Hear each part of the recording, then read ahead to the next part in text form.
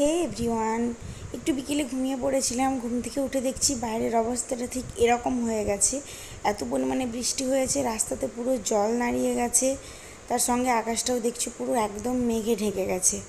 যাই হোক, একটুখানি বাইরের ওয়েদারটা দেখে নিলাম, তারপর চলে এলাম রুমের মধ্যে।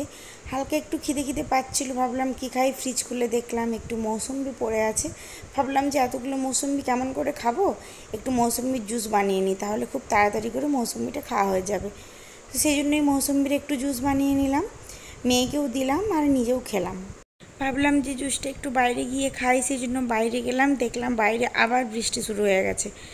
সেই জন্য আর কি আর করা যাবে, একটুখানি বাইরে দাঁড়িয়ে তারপর রুমে চলে এলাম, কারণ মেয়েকে পড়াতে হবে। মিষ্টিকে পড়াতে বসালাম, পড়ানো কমপ্লিট করলাম। পড়ানো কমপ্লিট করার পর ভাবলাম যে আমার তো ভাজা মশলাটা শেষ হয়ে গেছে, আমাকে ভাজা মশলাটা বানাতে হবে। সেই জন্য আমি ভাজা মশলাটা বানিয়ে নিলাম। ওটা ঠান্ডা হওয়ার পরে মিক্সি করে নেব।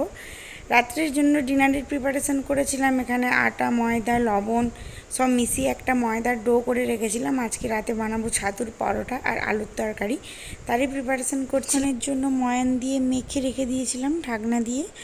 আর আমি যে ভাজা মশলাটা বানিয়েছিলাম, ভাজা মশলাটাও ঠান্ডা হয়ে গিয়েছিলো, তো ভাবলাম ভাজা মশলাটাও আমি ওটা মিক্সি করে রেখে দিই কন্টেনারে পরে। তো ভাজা মশলাটাও আমি এখানে মিক্সি করে রেখে দিয়েছিলাম।